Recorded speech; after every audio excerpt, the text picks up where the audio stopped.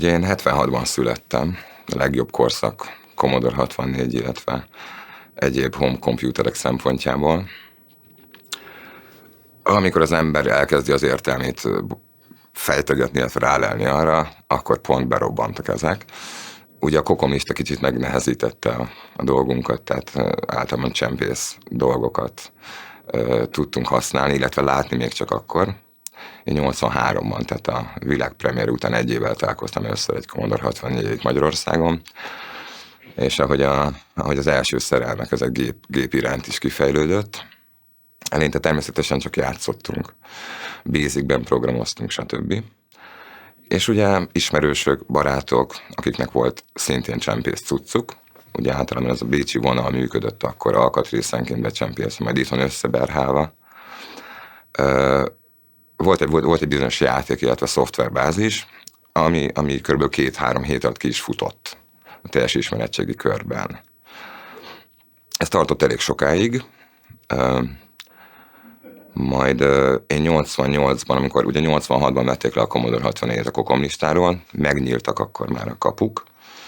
Nem volt nagyon könnyen hozzáférhető, hiszen az ára borsos volt. Akkor még nagyon sok vállalkozás is használta ezeket, de ugye ezek főleg játékgépek voltak, maradjunk is ennyiben. És egy nagyon érdekes véletlen találkozás folytán, ugye volt egy pár akkor is már nemzetközileg is elismert magyar cracker csapat. Ez volt az úgynevezett FBI Crew, amiből később a Chromansk kialakult, illetve a Reds, akire a későbbi 576 kilobyte épült, az egész franchise rendszer, ők vitték. És Mr. Wax nevű swapperük, a FBI Crew majd Chromanskból észrevette, hogy egy 10-es csomag floppyval mászkálunk a még buszon. Oda jött hozzánk, és megkérdezte, hogy hallottunk az FBI Crew-ról. Persze, hogy hallottunk. Na jó, ő a tagja, ő volt a swapper. Ugye ő a közvetlen angliai kapcsolat volt, onnan szerezték be postai úton a legfrissebb cuccokat. Megkérdezte, hogy volna kedvünk vásárolni tőle. Először nyilván azt láttuk, hogy akkor a legfrissebb törésekhez jutottunk hozzá közvetlenül Angliából, ahol ugye a legnagyobb szoftver piac működött. Ugye korábbi vakondok részek is utaltak már erre. Eleinte csak azt láttuk, hogy viszonylag fillérekért a legújabb dolgokhoz juthatunk hozzá. Mi nem voltunk crackerek, tehát nem volt meg a szakmai tudásunk ahhoz, hogy fel tudjunk törni egy programot, de a Disk Monitor programok megjelenésével át tudtuk írni ezeket az intrókat, ezeket a crack-trókat. Átírtuk a sprite-okat, természetesen a szövegeket, más zenét tettünk bele. Tehát az alapmotorja ugyanaz volt a törésnek, de már VV Duo, ugye mi voltunk a VV Duo néven történt. Tehát bejött egy nagyon friss stuff Angliából, és mi azt elkezdtük árulgatni. Tehát mi lettünk ugye a délbudai vagyok, a délbudai elosztók. Ugye nagyon sok panelházat és nagyon sok panel környéket fed le ez a délbudai régió, úgyhogy volt is rá kereslet. Nagyon hamar megláttuk benne a pénzszerzési lehetőséget, ugyanakkor ugye akkor még nem volt ennyire szigorú az állami ellenőrzés. Ugye az akkor éppen futó számítógépes magazinok is, például Commodore világ, Spectrum világ, guruk, tehát stb. Utolsó 3-4 oldala mindig tartalmazott rendelhető összeállítás szerint listákat, flopikat. Amik ugye azonban régebbi játékok voltak, régebbi húzónevek, azokból a játékokból, amik több éves játékok voltak. Na, mi ezt meg tudtuk fejelni, ugye mi 1-2 hónappal a megjelenés után már magyarországi piacon tudtuk teríteni a legfrissebb brit release-eket. Nagyon hamar el is kezdett vissza cseregni hozzánk a pénz. Nagyon kevés. Azt hiszem 30 forint befektetéssel kezdtük. Az olyan 88-89 környékére datálható. Bő egy évig tartott, de voltak olyan hónapjaink, amikor többet kerestünk ebből iskola mellett, meg ugye egyéb tínédzserkori mókák mellett, mint ketteink szülei összesen. Tehát ebben volt pénz. Mi kihagytuk a csoki illetve a Pecsa-féle nagyobb összezendüléseket. Mi inkább saját szakára dolgoztunk, mint nagyon sok lémer, ugye, akik lenézett kategória voltak, de kihagyhatatlanok voltak az ellátási láncból. Nagyon-nagyon sok kézbe jutottak el így a programok. Egyébként ugyanúgy működött tulajdonképpen, mint manapság, vagy akkoriban a kábítószer elosztás. Csak ugye itt nem káros anyagot terjesztettünk, hanem valóban kultúrát, és az akkor már ugyan omladozó, de még álló vasfüggöny mögé csempésztük be a jót és a nyugati fejlesztéseket. És az volt ebben a legjobb, hogy ugye a 75-76-os évfolyam az nagyon-nagyon széles korosztály volt, demográfiailag utána lehet nézni. Nagyon nagy volt rá a kereset. Majd olyan 88-89-től már a fizetések is megengedték, hogy egyre több háztartásba jussanak el ezek a gépek. Én olyan 1,5-2 havi átlagfizetés áráért láttam akkori hirdetéseket. Akkor egyébként még tényleg nagyon sok vállalat is használta ezeket. Én például a vízműnél láttam először 9 évesen. Voltunk annyira okosak 13 éves fejjel, hogy a bevételt visszaforgattuk. Tehát vásároltunk nyomtatót, akkor vásároltunk még egy floppy meghajtót, tehát hogy gyorsabban menjenek a másolások. És akkor például a Matrix nyomtatóval, a Newsroom nevű programmal, ami egy kezdetleges kiadványszerkesztő volt, inkább móka, 2 oldalú szőnyegragasztókkal a 47-es villamosra tettük ki a hirdetéseinket, ami szintén nem volt túl legális, de akkor még nem volt annyira fontos. És így visszagondolva arra az időszakra, elég furcsán jött valaki, hogy megállít egy rendőr, akkor még a klasszikus rendőrruhában, és rákérdezel a 10 flopira. Mondom, hogy tudom, hát 3 floppy engedélyezett saját használatra, 10 meg már kereskedelmi mennyiség, tehát nem tudod belekötni. Később még tovább vittük, akkor ugye bejöttek a cartridge-ok, ugye, amikkel az intrók átírása egy pillanatba kerül, de mindemellett mi fejlesztettük is a programozói tudásunkat, tudtuk, hogy nem érjük el soha azt a szintet. Nem volt közvetlen kapcsolatunk nekünk a kinti cracker csapatokkal, de mondom, egy lépcsőfokot beépítve mindig a legfrissebb dolgokkal tudtunk előállni. A végén már kerestek minket, mi soha nem ültünk az úgynevezett céges know-how-nkon. Mi elmondtuk, hogy ezt ti is meg tudjátok csinálni kisebben. Tehát, ha mi nekünk volt egy olyan 8-10 állandó vevőnk, akik elég nagy tételben vásároltak, és ugye hatványozzuk ezt mondjuk 8 négyzeteire, illetve 8 hatványaira nézve. Tehát egy 3-4 hónapon belül több 100 dél-budai háztartásba jutottak el így a szoftverek. Akkor még se híres, se hama nem volt BSA-nak, nem voltak razziák, ugye a Pecsa-féle razzia. Amint felütötte a fejét a BSA, illetve ez a kalózkodás elleni kampány, akkor én már nem nagyon voltam benne, mert ugye a gimnáziumba kezdtem el járni, fontosabb volt az. Attól függetlenül ez a 30 éves történet életem legszebb időszaka volt. Tehát ugye akkor még nem ismertük azt a kifejezést, hogy startup, de egy sikertörténet volt. És mindamellett valóban az volt benne jó, hogy igényelt némi tudást, tehát háttértudást. Belekóstoltunk korán a marketing lehetőségekbe, a PR-ba. És mindamellett nem is hamis prókátorként, vagy hamis profétaként, de a jót terjesztettük. Tehát misszionárius küldetés volt ez, azóta az összes tetoválásom erről szól, amit kell fejtegetnem később a kapcsolataimban, de némi bolondsággal jár. Magyarország ugye nem feltétlenül volt a legvidámabb barak, nagy szürkeség uralkodott akkor minden téren.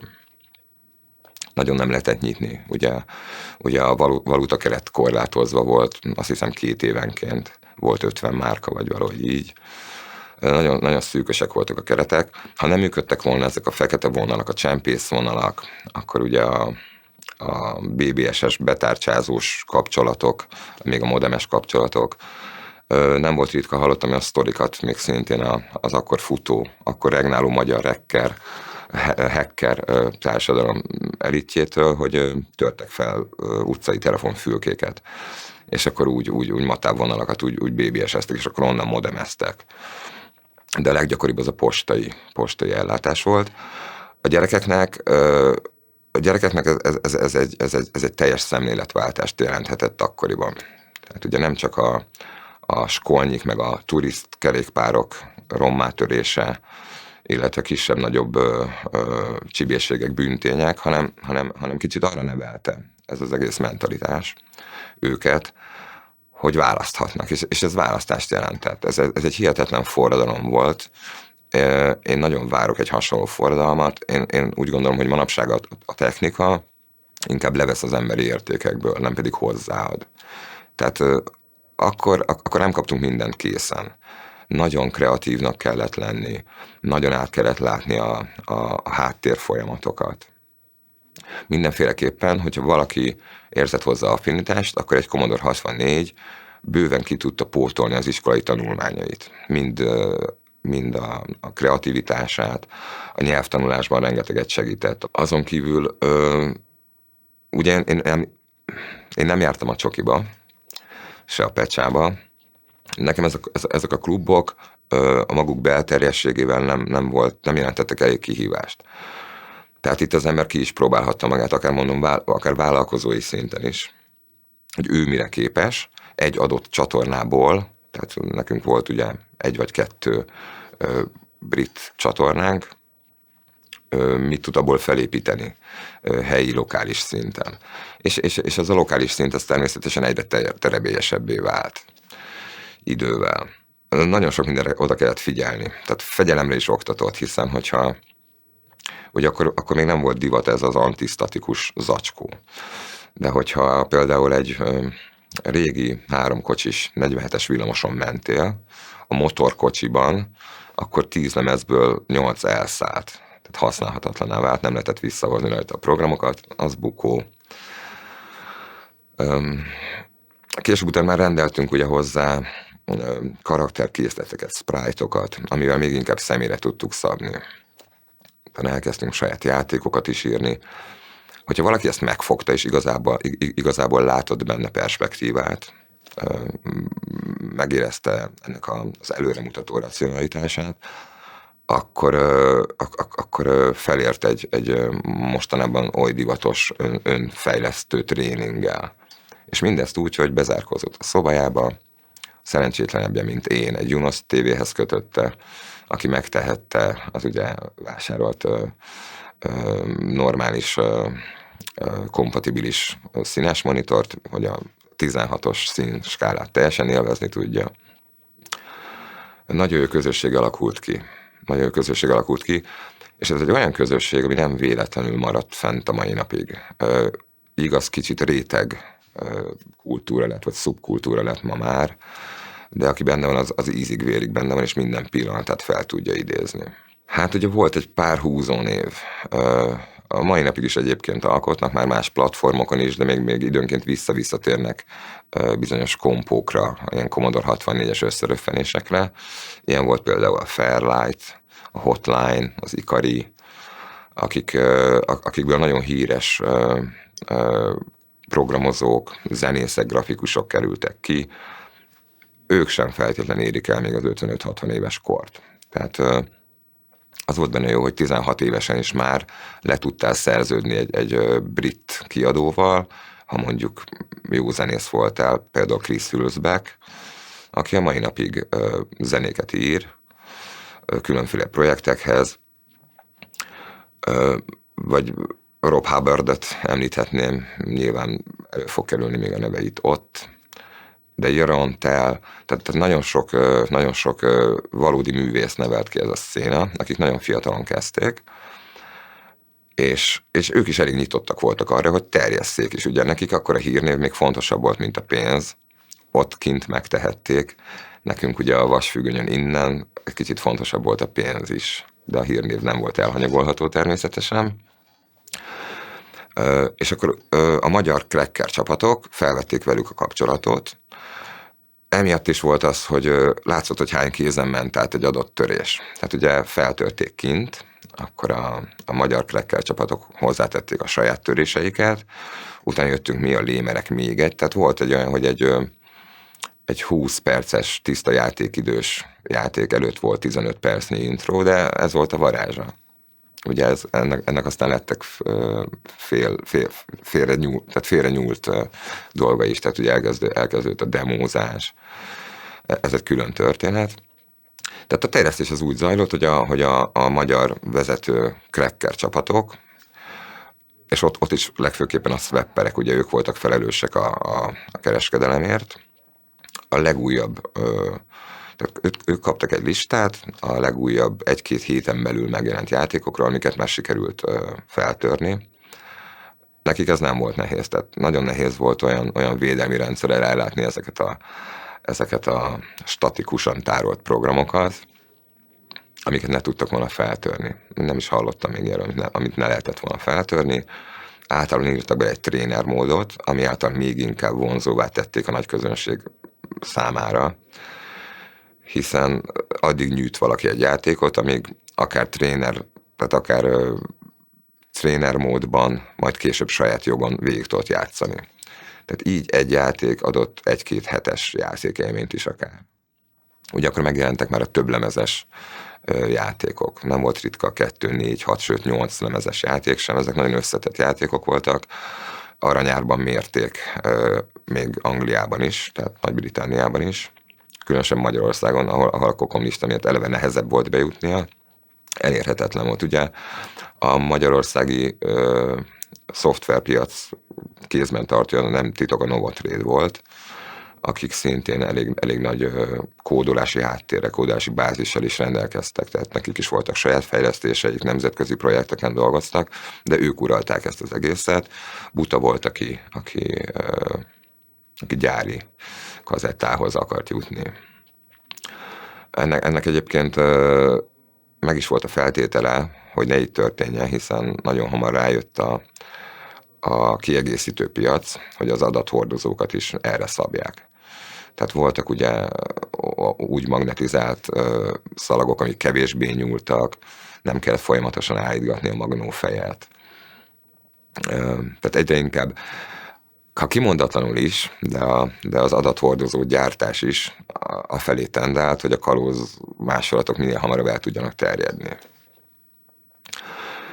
Utána jöttek azok a szerencsések, akik mi voltunk, akik egy véletlen folytán kapcsolódtak be ebbe a folyamatba, és egy ilyen közvetlenül eredeti release-eket áruló brit csapattól tudták megszerezni ezeket a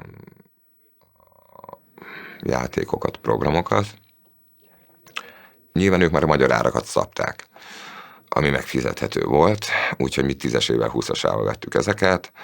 Említettem, hogy egy ilyen 7-8-as körünk volt, mi ugyanannyiért adtuk, azzal a kivétellel, hogy ezt is ők hozták hozzá, tehát nekünk még befektetésünkben se került. Hát és mindamellett terjedt a név, és mint a népmesékben, tehát szájról szájra adták, hogy a Fehérvári út 272 alatt ott felcsöngettek ide, megadjátok ezt a kapukódot, és akkor tártkarokkal fogadnak. Ez egy önmagát gerjesztő folyamat volt. Semmi kontroll nem volt, de semmi. Olyan szinten lehetett hirdetni önmagad, hogyha elég ügyes voltál, vagy jó volt hozzá a marketinged, mint hogyha ma például azt mondanám, hogy gyertek, és akkor fél kiló heroinra kapsz 10 deka grátiszt. Kihangsúlyozom ugye, hogy ez nem volt káros senkire nézve.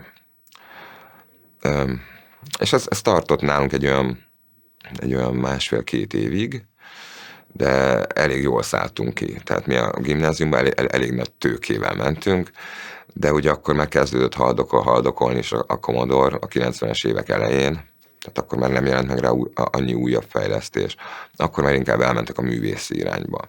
Tehát ez egy 2-3 éves folyamat lehetett így egészében, aki úgy gondolta, és még több energiát fektetett bele, az egy életre biztosította és itt ismét utalnék például a redzes fiúkra az 576 kilobájttal, egy életre is biztosítani tudta a jövőjét, sőt a családja jövőjét elég kemény alapokon. Mégis azt mondom, hogy tényleg nem csupán a haszonszerzés volt a cél, hanem az, hogy egy ilyen csodálatos dolgot, ami ennyit ad, egy fejlődő vagy ébredő elmének, hormonnak, mert ugye ilyen jellegű programok is voltak, nem titok, minél szélesebb körbe el tudjuk juttatni ezeket. Ugye először nyilván egy igényfelmérést kellett végeznünk, egy piackutatást, kinek van Commodore 64-e, 128, ami erre a platformra, illetve erre a géptípusra trédeltünk, tehát szereztük be a hozzávaló játékokat. Akkor már az iskolában is kezdett elterjedni, tehát hetenként vagy havonta egy-két ember csatlakozott mindig, tehát meg volt egy jó alapunk. Nagyon népes korosztályba tartozom, tehát például a mi iskolánkban is, az általános iskolában 7 osztály volt egy év folyamon. Ez már egy elég jó bázis. Azon kívül lakótelepi környezetben, tehát egy ilyen panel-proli környezetben el tudott képzelni, hogy végigmész az utcán, mindenki ismer mindenkit. Előbb-utóbb híre terjedt, hogy honnan van neked ez a játékot. Hát a WW Duo-tól. WW Duo. És egyre többen jöttek oda kérdésekkel. Mellette ugye voltak ezek a kalóz kampányaink is mindenféle járműveken és látható helyeken, a Matrix nyomtató által kinyomtatott kis leafletjeink vagy flyereink, és azt tettük, hogy elkezdenek csörögni a telefonok, kialakultak ugye az állandó vevőink, akikre mindig lehetett számítani, a végén már miattuk rendeltük a listákat. Nekünk már úgy megérte volna tulajdonképpen, hogyha mi mindig ingyen hozzájutunk a legolcsóbb játékokhoz a bevételünk miatt, és a mi töréseinket, tehát ugye a lémerkedve átírt korábbi töréseket terjesztik. Mi is elkezdtünk üzengetni, mint a nagyok. Bár mi nem a nagyobb cracker csapatoknak, mi úgy osztályon belül, hogy Orsi, de szép voltál a banketten például. Hihetetlen kreativitást adott az embernek, hihetetlen lehetőségeket nyitott meg neki, akik benne voltak egyébként nagy részt informatikai vonalon is maradtak. Csak hát ugye már a szárazabb, korlátozottabb, felügyeltebb kereteken belül. Azért mi szerintem minden nap lehúztunk 2 8 órás shiftet egy-egy nap. Tehát ugye volt a suli, arra nem nagyon kellett készülnünk, hál' Istennek, hiszen ez az egész Commodore játékterjesztés, ez annyi háttérinformációt követelt meg, hogy az iskolában nem is igazán kellett foglalkoznunk. Tehát egy kisújból ki tudtuk rázni, az volt a szerencsénk. Kellettek azért értelmes emberek voltak, jó katonáink voltak, nekünk is jó végelosztóink, ők voltak a mi kis dílereink, tehát úgy valahogy a hierarchia közepén tudtunk elhelyezkedni, és az a pozíció az nagyon be volt védve mindkét oldalról. Tehát mi nem vásároltunk, nem törtünk, mi törtet adtunk tovább, ami akkor még kisebb bűnnek számított, ha annak számított, viszont alulról sem tudtak minket támadni. Tehát mi egy ilyen kis kápó helyzetben voltunk. Nem nagyon kellett akkor még tartani egyébként a szankcióktól. Ugye az újságok is, az akkor futó újságok is emiatt tudtak nyilvánosan hirdetni. Nem kis pénzekért, sokkal régebbi játékokat. Úgyhogy ha valaki jót akart, akkor hozzánk jött. Ennyi volt a nyitja. Akkor tanítottunk, utána jöttek tanítványaink is, akik megkérdeztek, hogy ebbe hogy lehet belevágni. És ezt mi teljesen díjmentesen, gyere fel, hozz egy kólát, és akkor megmutatjuk, hogy például hogy írsz át egy törést a saját stílusodban, és akkor innen hogy indulj el. Tehát megkerestek minket, emlékszem, az őrsvezér tere környékéről is, És akkor például ott is már egy kis magot elvetettünk. Ez egy megállíthatatlan folyamat volt. Tehát mint a most olyan divatos vírus térképek, vagy a science fiction filmekben a vírus térképek mutatják, hogy 24 óra múlva, 48 óra múlva hihetetlenül katalizálta önmagát ez a folyamat. Terjedt, és a végén nem lehetett kibújni alóla.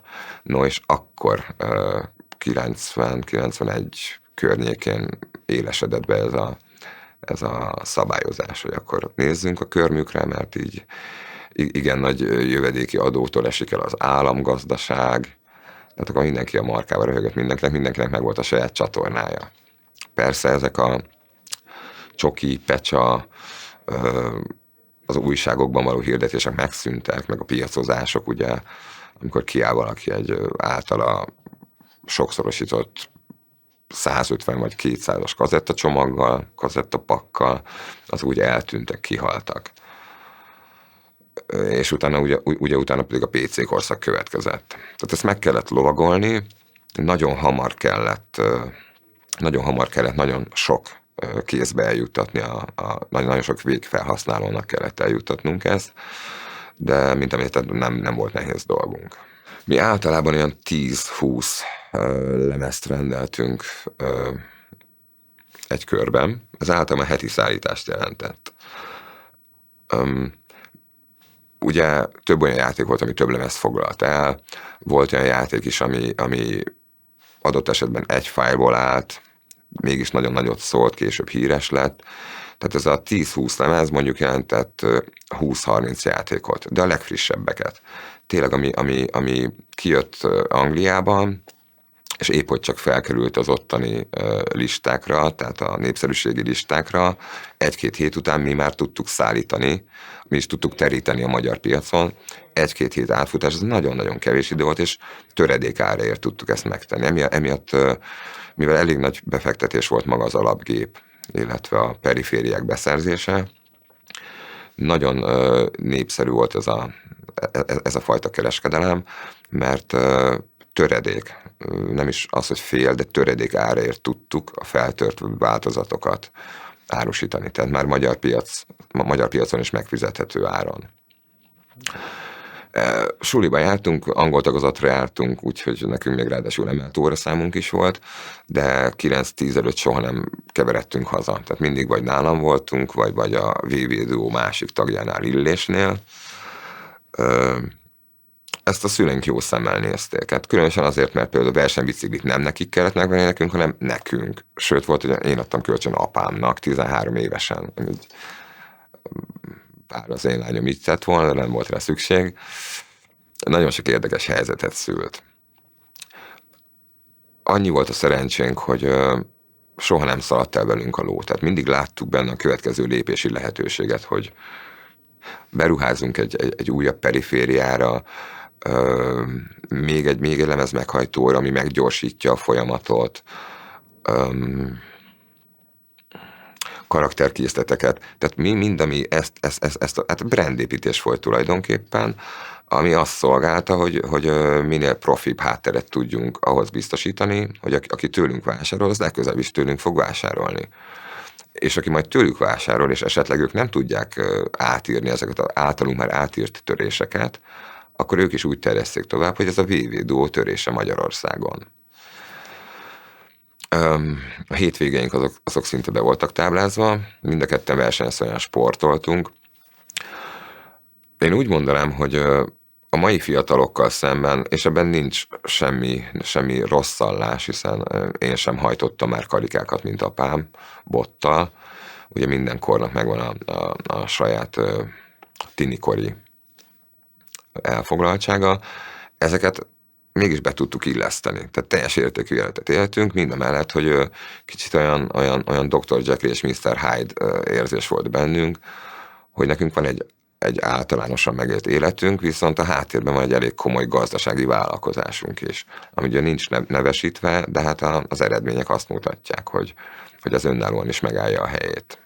A szülők, a rokonok, akik nem voltak ennyire mélyen ebben benne, azt látták, hogy ez egy jó befektetés volt, mert a fiúk azóta csendes, nincs vele semmi balhé. Igaz, hogy kicsit későn jár az a hétköznap is, de amíg szállítja a jó jegyeket, a példás bizonyítványokat, addig vele nincs gond. Néha belekérdeztek, benyitottak a szobámba, hogy éppen mivel foglalkozom, és akkor éppen a Ludas Matyi grafikus kalandjátékán dolgoztunk. Ugye voltak nekünk is saját fejlesztéseink, és azt látták, hogy működik, hogy boldog a gyerekük, kiegyensúlyozott, nem hanyagolja el se az iskolát, sem a sporttevékenységet, ugyanúgy vannak barátai, ugyanolyan népszerű, ahogy kell annak lenni egy nagy kamasz idejében. Azt látták, hogy ez így rendben van. És azt állandóan vigyorog a gyerek, és egyre kevesebb zseppénzt kér. Ugyanakkor, ami nagyon érdekes, hogy ez a fajta kereskedelem, ez az úgynevezett kalózkereskedelem olyan fegyelmet és logisztikai megoldásokat kívánt, már gyerekfejjel tőlünk, amit nagyon jól tudtunk kamatoztatni az élet más területein is például. Nem volt gond ugye utána gimnáziumba felvételizni, bekerülni, nem volt gond az első néhány évben. Nagyon sok mindent ráláttunk már általános iskolai tapasztalatok alapján. Holott volt, aki csak igazából a középiskola alatt vált gondolkodó kamasszá, vagy nyílt az elméje. Ennek az egész üzletelésnek hála mi elég korán meg tudtuk tanulni, és mai napig érzem egyébként, hogy még a 30 éves tapasztalataimból is tudok beemelni a mostani 40-valahány éves koromba és működő elemeket. Nagyon nagy részét a játékoknak úgy törték fel, hogy az embereknek fenntartsák az érdeklődését az újabb és újabb kiadványok után, újabb és újabb megjelent játékok után, hogy trénereket építettek be már a cracker csapatok, ami ugye azt tette, hogy volt alapból 3 életed, ugye ez a nagyon híres, van 3 életem, lett korlátlan életed, tehát unlimited élettel tudtál haladni, tehát nem szegte kedved azt, hogy te a második pályán mindig elvérzel, mert a 80. nekifutással tudtad abszolválni azt a pályát. És igaz, hogy ez egy kicsit elvett a siker értékéből, hiszen nem teljesen tiszta körülmények között játszottad a játékot, tegyük hozzá, nem is teljesen tiszta körülmények között jutottál hozzá, tehát akkor kicsit már bűnrészes voltál mindenképp, de mégis megadta azt a sikerélményt, amire egy gyereknek, aki éppen a felnőtté válás küszöbe felé tart, szüksége van. Sikerélmény, hogy ezt megcsináltam, voltam annyira türelmes. Sokan ugye abból űztek sportot, hogy tréner nélkül toltak végig mindent, volt, amikor ráment egy játékra fél évük, de ők megcsinálták. Viszont ez a tréner lehetőség, ugye voltak benne olyanok, hogy át lehetett ugrani a nehéz pályákat, sérthetetlen voltál, tehát nem fogtak rajtad az ellenfél fegyverei, be lehetett skálázni. És ez azzal járt, hogy legközelebb, hogy egy ilyen lehetőséget kaptak, akkor még inkább vásárlónká váltak, majd ugye utána az ők is lokális körükben még inkább el tudták passzolni tovább. Tehát ez is tulajdonképpen a trénerek beépítése, és mind azt szolgálta, hogy minél szélesebb körbe, minél gyorsabban jussanak el ezek a friss megjelenések. Hát ugye itt behoznám a kokomlistát, tehát ugye a 20-30 éveseknek nem feltétlen voltak meg azok a kapcsolataik, ami által tudtak volna szerezni ilyen gépeket. Ez azért tolódott lejjebb 8-10 éves korosztályra, mert ugye, hogyha az ő szüleik felelős beosztásban dolgoztak, például bécsi kiküldetésben voltak, akkor ők könnyebben tudtak csempészni. Tehát így pont az a generáció maradt ki, tehát ezt még nem is hívnám generációs szakadéknak, de ez a 10-15 év, ez sokat számított. Tehát itt kellett egy végfelhasználó, aki lát benne rációt, és kellett az ő szüleje, akinek már megvan az a lehetősége, hogy ő akár nyugatra járhat, akár kiküldetésben, akár többet utazhat, akik elkezdték ezeket szépen behozni.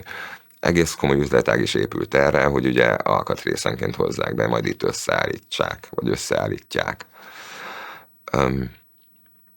Nagyon sokan, akkoriban nagyon sokan éltek azzal is, de ezt mondom, ez inkább a 40-es korosztály volt, akik viszont csak a hasznot látták belőle, de ők főleg üzleti célra hozták be ezeket. Emlékszem egy olyan esetre, hogy 84-et írunk, sikerült egy gépet Bécsből valahogy összeállítani, és az ismerősöm édesapja, aki programozó volt, kiadta egy könyvelő cégnek, és fél évente hozta be az eredeti árat, ami nem volt akkoriban egy igazán megfizethető összeg. Tehát csak a bérbeadásból egy év alatt 2 új Commodore gépet tudott összeállítani. Ők nem foglalkoztak a játékkal, azt meghagyták a gyerekeknek, nem látták ők át, vagy nem akarták. Nyilván Novotrade szinten ezt már próbálták akkor is kiaknázni, csak ugye kicsit ott magasabb volt az árpolitika. A gyerekek viszont nagyon hamar rájöttek arra, hogy ők már nem érik be a 83-as, 84-es basic játékokkal adott esetben, hanem ők is nyitni akarnak, és benne akarnak lenni a nyugat vérkeringésében. Ez olyasmi lehetett, mint amikor a szabad rádióból értesültek még a szüleink, hogy mik az éppen futós slágerek. Ez egy nagyon jó terep volt arra, hogy egy kicsit úgy kikikacsingassunk a nyugatra, a magunk gyermeki biztonságában, hiszen a szüleink ott vannak, járunk iskolába, ki így, ki úgy, de mégis egy kicsit oda-oda szurkálhatunk az éppen aktuális korlátoknak, vagy vezetésnek. Nem volt ez így megfogalmazva akkor természetesen bennünk, de lubickoltunk ennek a fényében, hogy mi most kalóz másolatokkal kereskedünk, és milyen a világ. Magyarországon akkoriban ugye nem is volt annyira elérhető a játékpiac. Tehát tényleg a kalózmásolatok futottak, évekig ugyanazok pörögtek. És akkor jött ez a 88-89-es korszak, 87 végétől mondjuk 90-es évek elejéig, ez a 2-3 év, amikor a magyar csapatok is elkezdtek nyitni külföldre, és akkor onnan tudták behozni a legfrissebbeket, amire már ki volt éhezve az egész játékos társadalom. És akkor indult be robbanásszerűen. Erre az időre datálhatom. Ugye 86-ban került le a Commodore 64 a Kokom listáról, elérhetővé vált egyre többen, ha nem is mindenki, de egyre nagyobb réteg, egyre szélesebb réteg tudott hozzájutni. És akkor igény lett, hogy akkor itt van ez a csúcsgép, ezt a játékot már utálom, meg már 50-szer végigjátszottam, tréner nélkül is, úgyhogy akkor jöjjenek a legújabb, a grafikai újítások, ugye a SID chip kihasználása éppen hol tart. Úgyhogy erre nagyon nagy igény volt. A Novotrade-nek ugye főleg akkor még csak a saját kiadású játékai voltak elérhetők, azok sem éppen megfizethető áron, tegyük hozzá. Volt, aki beértett természetesen ezekkel a viszonylag olcsón hozzáférhető csoki és pecsa vonalú kazettákkal, de ők általában ezek a hobbi. Tehát néha összedugjuk hétvégenként, átjön 2 haver. Nem az, akinek az összes, majd az összes szabadidejét ezt töltötte ki. Az a kör, akinek minden szabadidejét ezt töltötte ki, a kötelező kűrökön kívül, ők viszont éhesek voltak az újra. Tehát részt akartak venni mindig a legfrissebb dolgokban. Akkor jelentek meg például akkoriban a kábelszolgáltatók, ahol rengeteg ilyen jellegű témával találkoztunk. Voltak Commodore 64 versenyek. És egy életformává vált. Hál' Istennek nem tudok egy olyan emberről sem, akinek emiatt mentális problémái lennének a mai napig, vagy lettek volna. Tehát, hogy függés alakult ki. Nagyon jó arányérzéket adott az embereknek, a gyerekeknek, hogy mettől meddig lehet, mik a határok, mit akarok elérni még ezen belül. nagyon jó kis életutakat lehetett így felépíteni, nyilván rövid távú életutakat, hiszen utána jöttek a konformizmus miatt elvárt, vagy által elvárt újabb lépcsők, továbbtanulás, utána ugye a társas kapcsolatok, majd később még tovább tanulás, családalapítás, stb. Ezek így lekoptak, de a vér, tehát a lüktetés az benne marad az emberben. Hát a lémerek voltunk mi, ugye, akik úgy tudom összefoglalni, hogy az egész Commodore tortából, aki belekóstolt és megfertőzte, egyébként ez a járvány hasonlat, ismét elmondanék egy járvány hasonlatot, úgy terjedtek ugye ezek a kalóz másolatok, mint ahogy a járvány terjed a Földön. Nem ismer országhatárt, nem ismer rasszokat, nem ismer fajokat, korosztályokat. Itt azért egy kicsit határoltabb volt a korosztály, meg a nemek is, tehát főleg a fiúk vitték azért ezt a vonalat. Aki megfertőződött, az egy kicsit részese akart lenni, és nyomot akart hagyni. Ki így, ki úgy. A lémerek voltak azok, akiknek nem volt meg az elegendő tudásuk ahhoz, hogy önállóan feltörjenek egy programot, lemenjenek gépi kódus szintig, és a megfelelő memória tartományba helyezzék az ő általuk megírt kis intrókat, amiket majd a játék elé illeszthet. A lémereknek az a szerep jutott, hogy ők bizony terjeszteni fogják, de mivel nyomot akarnak hagyni, a nagyobb cracker csapatok által feltört játékok töréseit írták át. Tehát akkor azt már nem az FBI crew törte, hanem a VV Duo törte.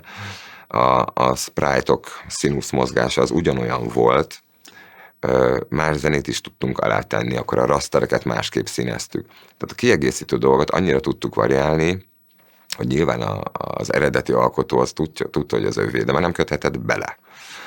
És egy végfelhasználó pedig azt látta, hogy ez hasonlít az FBI crew töréséhez, de szebbek benne a sprite-ok, vagy más butaságokat ír, vagy amíg ők teljesen anyanyelvi szintű angolul beszélnek, azért itt látszik, hogy a 3. éve tanulják az angolt általános iskolában. Ez volt a szerepünk, de főleg a terjesztés. De ha már terjesztettük, akkor szerettük volna, hogy ez a mi nevünk alatt futna. És emiatt természetesen kicsit lenézett, de ki nem hagyható láncszeme voltunk ennek az ellátási láncnak. A Cracktrock ugye volt egy alapvető strukturális felépítésük, ugye mikor jelent meg a játék, mikor lett megtörve, akkor a Cracktrockban ki volt a grafikus, a kódoló, akkor a kereskedelem miatt kiket kell keresni, tehát ezek nem titkolt hirdetéseket tartalmaztak már ott is, milyen BBS csatornákon lehet őket elérni, ugye ez a modemes betárcsázós rendszer volt, és a szövegek 80%-a az pedig greetingekből állt, tehát üdvözlet a többi nagy cracker csapatnak. Hát ezt most mi lefordítottuk, hiszen nekünk nem állt jogunkban, úgymond nem volt tisztünk a nagy elődök előtt tisztelegni, hanem mi személyes kis lokális hírújságként működtünk. Hogy nagyon jól lát neked Orsi, a múltkor az a top, úgyhogy nem viseltél melltartót, tehát így amikor a hormonok is már dolgoznak, és így próbál az ember üzengetni, hiszen verbálisan még nem feltétlen mer odaállni a kiválasztott lány elé, természetesen nekünk is megvoltak a reklámjaink, tehát az akkor talán már 7 jegyű telefonszámok voltak, ezek egy és utána 6 darab,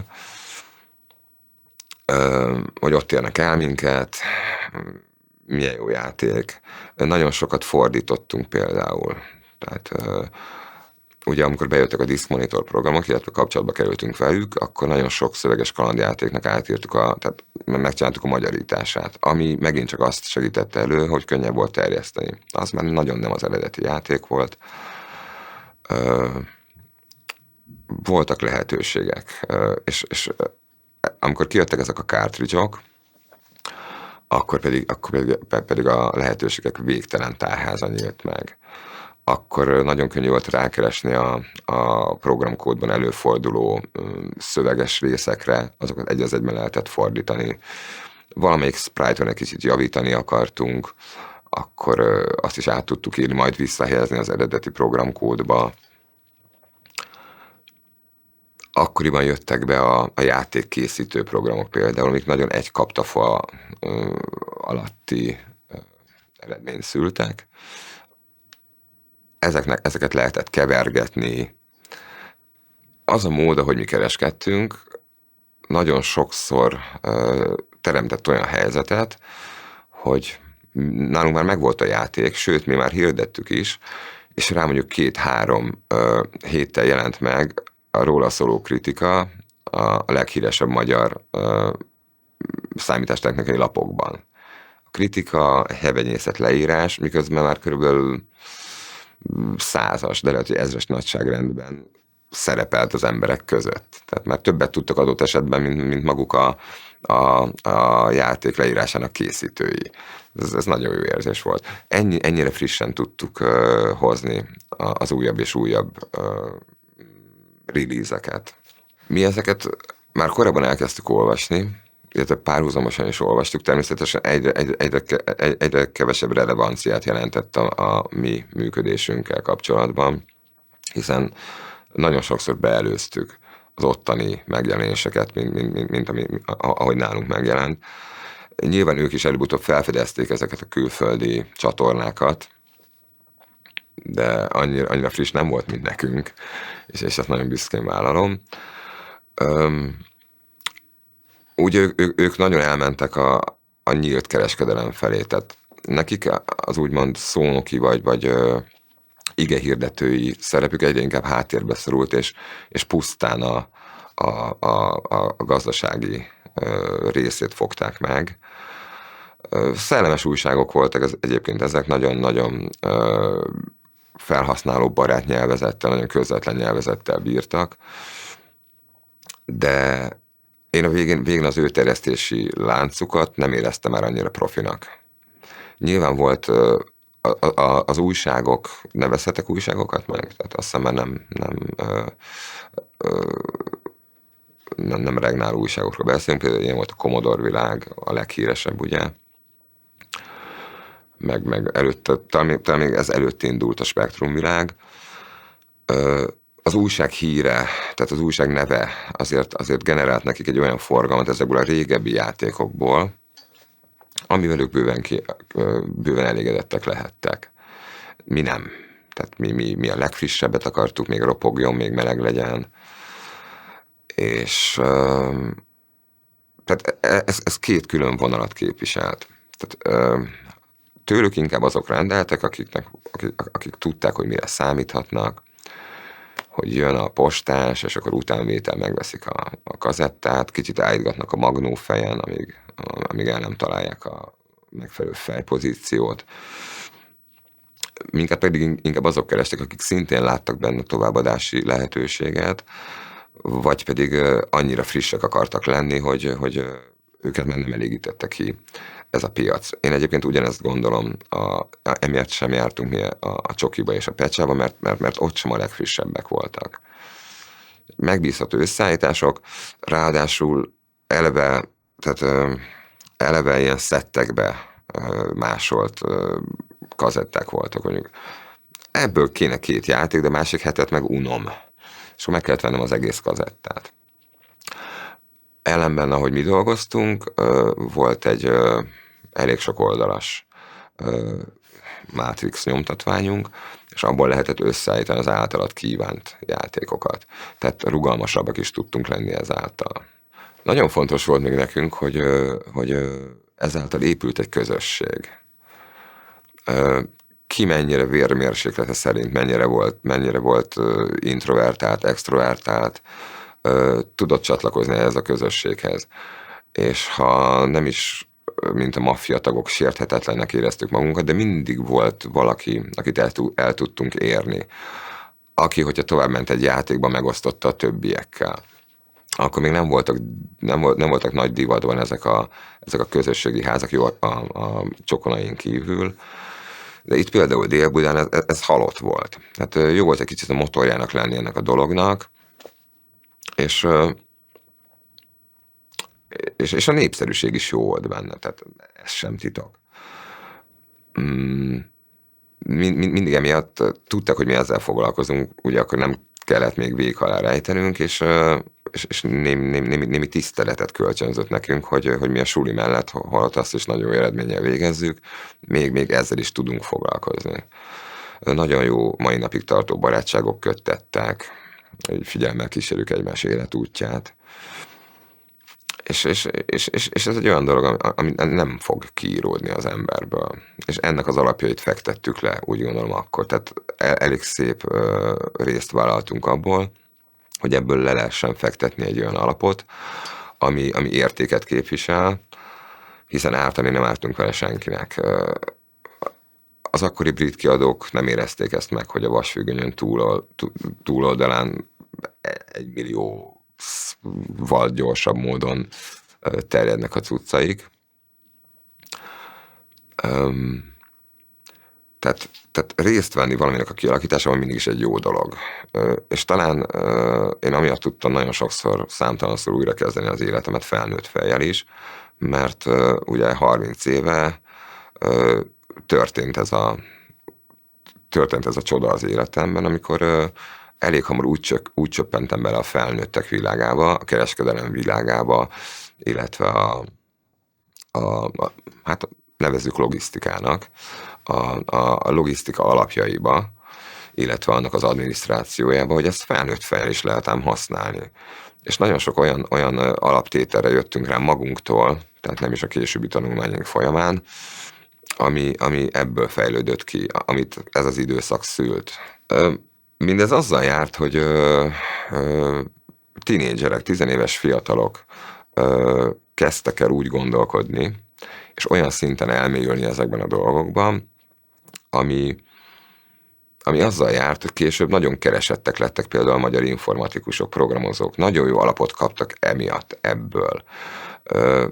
Ugye ez a kereslet kínálat. Tehát valaki kíváncsi valamire, akkor mi ki tudjuk szolgálni, aminek kapcsán még bonyolultabb és összetettebb dolgokra, rendszerekre, kiegészítőkre lesz szüksége, amivel mi ki tudjuk szolgálni, és nem véletlenül lettek már keresettek 16-17 évesen a magyar programozók. Tehát ugye a balkáni programozók, a fejlesztők, zenészek, grafikusok már Commodore szinten is annyira elismertek voltak, hogy hívták őket nyugati projektekbe. De itt 18. életévüket be nem töltött fiatalokról beszélünk még. Tehát ez a fajta hozzáférhetőség, talán ez a legjobb szó rá, hogy mi biztosítottuk egy bizonyos mértékig a hozzáférhetőséget, akiben megvolt az elegendő affinitás, kitartás, rátermettség, tehetség, az igenis tudta kamatoztatni. És a mai napig én úgy gondolom, hogy ebből a korszakból kiindulva a magyar programozók, fejlesztők, rendszerfejlesztők nagyon keresettek a világban. Számtalan hollywoodi példa is igazolja ezt. Számtalan, akár Európán, akár tengeren túl megismert élettörténet bizonyítja ezt, hogy ennek igenis volt létjogosultsága. Volt rá igény, és szerintem nem is kismérhető haszonnal jár ez a magyar gazdaságnak, nem tudom mennyire most már így felügyelt körülmények között, de informatikai renoménk ezáltal igencsak megnőtt akkoriban. Ugye mindemellett folyt egyre nagyobb hangsúlyt próbáltak fektetni, hogy az intézmények azért könnyebben jutottak, különösen 88 után például Commodore gépekhez, ahol voltak is fakultációk, ahol ugye azok jártak, akiknek nem volt otthon, hiszen ők ezt az utat járták, ezt a úgynevezett feketébb, ám színesebb utat, kis képzavar, de érthető gondolom. Tehát a nem legális, de színesebb és több kihívással és lehetőséggel kecsegtető utat járták, A benti fakultációkra inkább azok jártak, akik vagy nem voltak eléggé rátermettek érdeklődők, illetve otthon nem volt gépük, és ők megmaradtak azok a 86-os játékokkal, illetve a basic programozással. Tehát a magyar oktatásügy is ráeszmélt, hogy kikerülhetetlen dolog ez az úgynevezett home computer éra.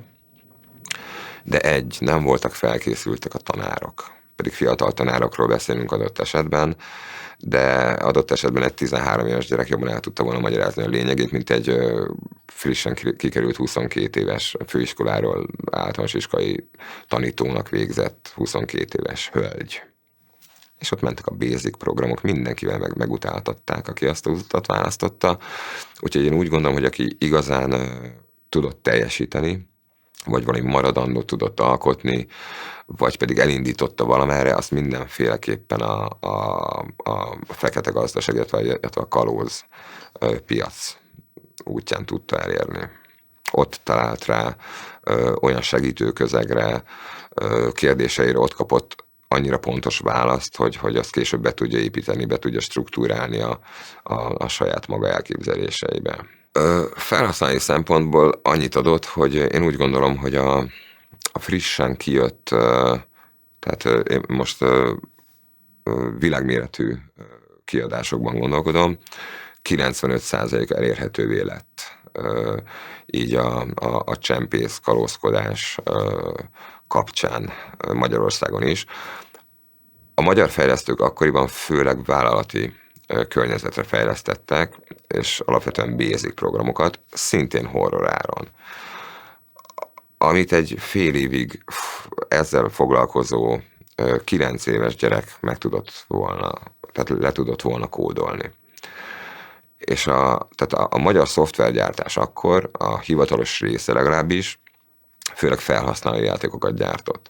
Ha játékokat gyártottak, játékprogramokat, mert előfordult nem egyszer, nem kétszer, hozhatnám itt például az Impossible Mission 2-t, vagy a Scarabeus-t, ami nemzetközileg is elég nagy hírnevet futott be, sőt ugye a Last Ninja játékot is mi kezdtük el fejleszteni, ahogy az kiderült egy korábbi vakondokból szintén. Azokat sem Magyarországon finanszírozták meg, hanem azokat is külföldi kiadók pénzelték. Tehát a magyar játékfejlesztés eltekintve az ilyen sufni dolgoktól, értem én ez alatt a Lenhossékot, a Rátkai, főleg ők szöveges kalandjátékokat írtak, ők is saját kiadással tudták ezt megoldani, de igen szép példányszámokat tudtak így is értékesíteni. Amint hozzáférhetővé váltak Magyarországon is a legújabb kiadványok, egyre több család látta azt, hogy kezdi elveszteni a gyerekét hétvégeken például, mert ő átjár XY-hoz, akinek megvoltak ezek a programjai, volt hozzá egy működő gépe, és napokig lekötötte a gyereket, semmi gond nem volt vele, ott kapott ebédet, vacsorát, néha ott is alhatott, majd másnap bevérzett szemekkel tért haza a családi házba, és előbb-utóbb rájöttek, hogy hát nekik is kéne egy ilyen, mert akkor a gyerek is megmaradna, sőt, ők is megismernék a gyermekbarátait. Tehát a szoftver terjesztés, módon való terjesztése mindenféleképpen a vas, tehát a gép, tehát az infrastruktúra fejlesztését is kívánta. Ahogy ez nőtt, egyre nagyobb volt az igény, még nagyobb méretű külső szoftverinjekciókat kaptunk így módon, ami természetesen még tovább generálta a géppark bővülését, és ez is egymás mellett fölött soha nem egy szinten álló verseny, illetve igényhelyzetet alakított ki. A lémerek helyzete, ahova mi is tartoztunk, azért volt jobb helyzet, mert ugye a nagyobb cracker csapatok folyton rivalizáltak egymással. Tehát egy nehezebb védelemmel ellátott programot ki tud előbb megtörni. Azért ez presztízs volt, és elvitathatatlan presztízs volt. Ugye ők már nem tehették meg, hogy egymás töréseit átírják, hiszen azzal a maguk renoméját rombolták volna le egy perc alatt. Akkor jöttek a greetingsek, de ugye a greetingekkel párhuzamosan futottak a kőkemény fuckok is. Bebeszólogatások, megkóstolgatások. Egyébként a nagyobb csapatok tagjai között nagyon nagy volt az átjárás. Tehát volt, aki több csapatnak is része volt. Egy olyan közösséget képzelj el, ami mondjuk tartalmaz Európában mondjuk egy olyan 100-150 embert, akik néha így rendeződtek, egy játékhoz így álltak össze, tehát karkaröltve tették ők is a dolgaikat. A lémereket ugye szükséges rossznak tartották, akik megtörték az ő töréseket, törjék, csak menjen el, és akkor ők maguk között leosztották, hogy jó, ez a mi törésünk volt először, azt hagyjátok benne. Utána elkezdődött az, hogy beraktak még egy intro részt, amit a lémereknek szabadon hagytak. Na, itt jöttnek a hülyeségeitek, a ti saját reklámjaitok, azt kérjük, hogy a mi eredeti hirdetéseinket hagyjátok benne. És akkor így is egy játék előtt mondjuk szerepelt 3 törés, az már 3 szálat jelentette ugye a Cracker csapatnak, utána jöttek a lémerek, és akkor még bele tudott még lémerkedni, az még egy szálat elindított. Tehát emiatt alakultak ki azok a kapcsolatok, hogy nem az egy az egyhez jutottál, tehát egytől az egyig jutottál, hanem hatványozódva jutottál. Tehát tőled eljutott ide, innen 3, aztán megint 3. Emiatt nem lehetett korlátot szabni neki. Voltak itt a Commodore-nál is voltak gazdasági gondok, de nem is ez volt, tehát még ezt megelőzően ugye megjelentek a PC-k. Ugye a Commodore idejében is voltak már PC-k, meg a Commodore is elkezdett komolyabb perspektívákat nyitni, például az Amiga.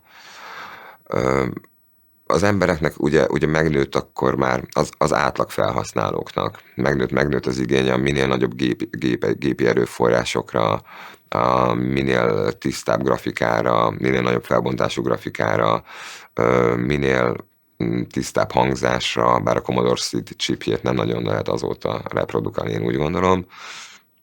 Akkor az egy időben több futhat, tehát a multitasking rendszerekre, tehát hogy ne egy adott memóriablokkot használj folyamatosan, hanem meg tud osztani az erőforrásokat. Ugye ezt főleg a vállalati környezet hozta be.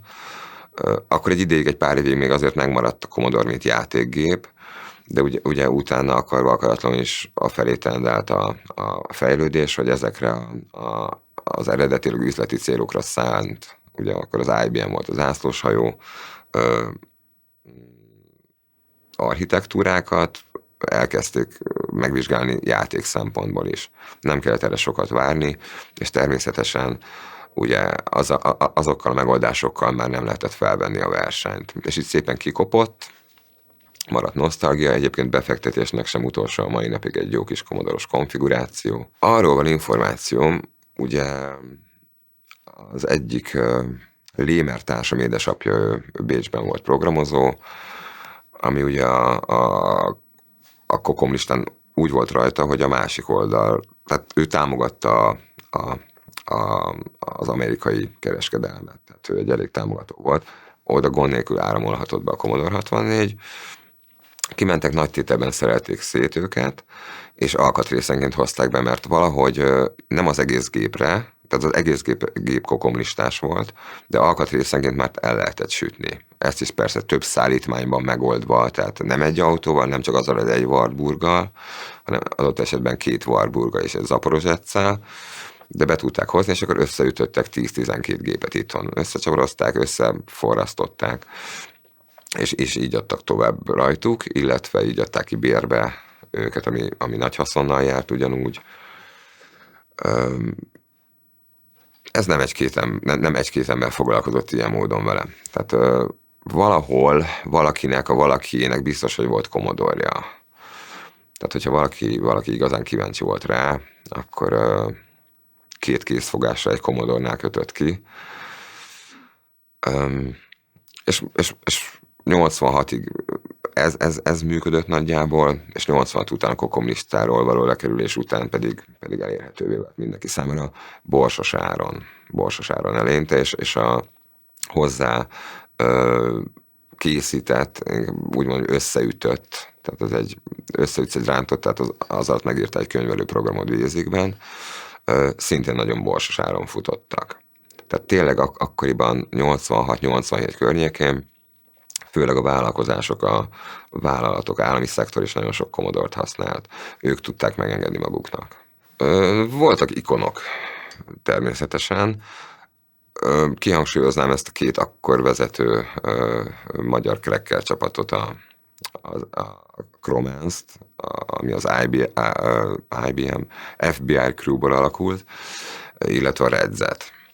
Hát rájuk mindenki felnézett, elérhetőek voltak mindenki számára, nem voltak egyáltalán egy magas lóról ránk letekintő emberek, húsvér emberek voltak, 1-2 évvel voltak idősebbek nálunk, szintén tinédzserek voltak még, de ők már benne voltak ebben a vérkeringésben, az ő szavuk szent volt és megmásíthatatlan, ugyanakkor meg tudták adni azt kellő háttértámogatást, amivel mi el tudtunk indulni a saját hozzáadott kis értékeinkkel együtt. De rengeteg önszerveződő Commodore klub alakult, például kisebb közösségi házakban. Akkoriban kezdtük el a competition-öket, a versenyeket összeállítani különféle díjakkal.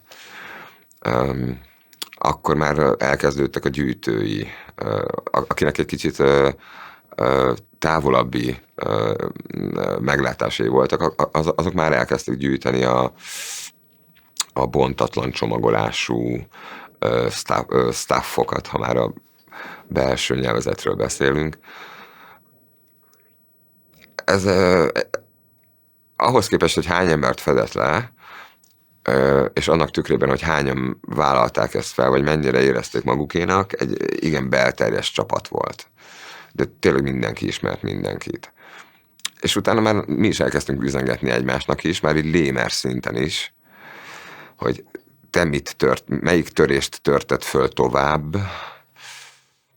És ugye akkor voltak ezek a házi szoftverfejlesztők, játékfejlesztők, a Rátka István, hát ő egy teljesen új világnézetet vezetett be például az ő által kifejlesztett grafikus szöveges kalandjátékkal Magyarországon. Voltak már kint erre próbálkozások, de ez magyar nyelvben, magyarul működtetve, magyar mentalitással, magyar cinizmussal, a magyarokra jellemző iróniával és öniróniával átítatva egy külön műfajt teremtett.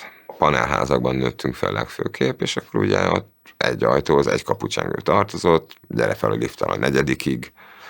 Akkor, mint manapság a garázsvásárok, olyan hangulat volt, de édesanyám sütött sütit, készített szörpöt vagy teát, csak bemutatta, hogy na most ez a kínálat, nézzünk bele, stb. És akkor megköttetett az üzlet.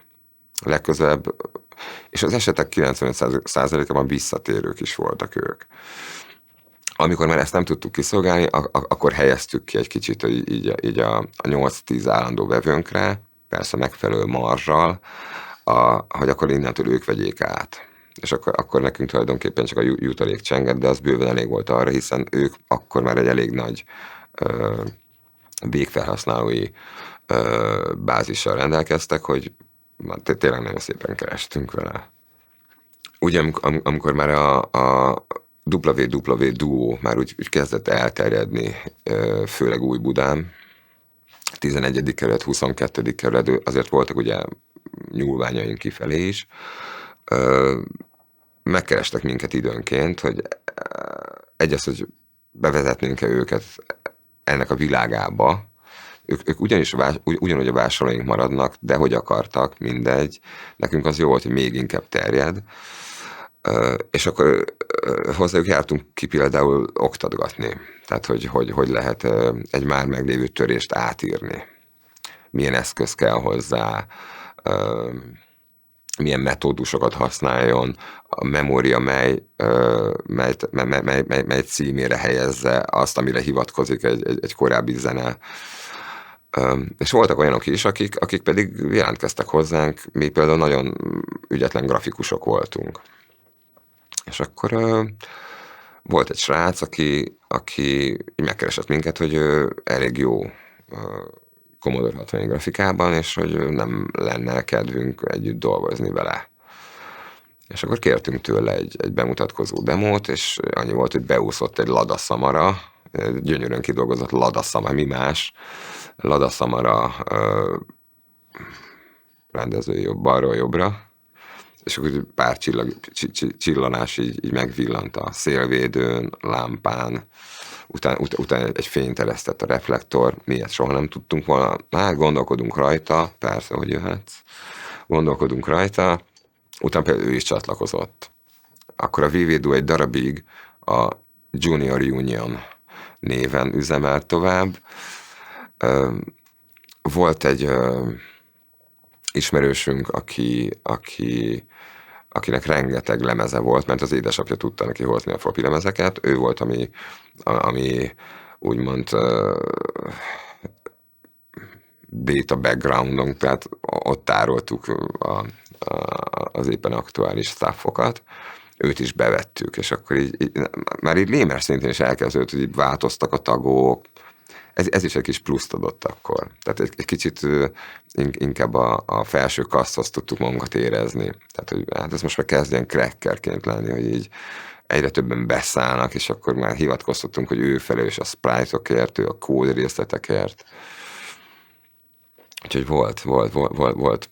Már ott is volt belső jelentkezés. Én a piacon árulást azért nem éreztem soha magaménak, emiatt nem is űztem, mert nem éreztem soha előremutató kereskedelmi formának, hiszen ott már csak rendelkezésre álló anyagokkal dolgoztunk, ki alá tudott menni a másik árainak, ki egy más összeállítással tudott jobban kereskedni, de az előremutató és abból később eredményeket szülő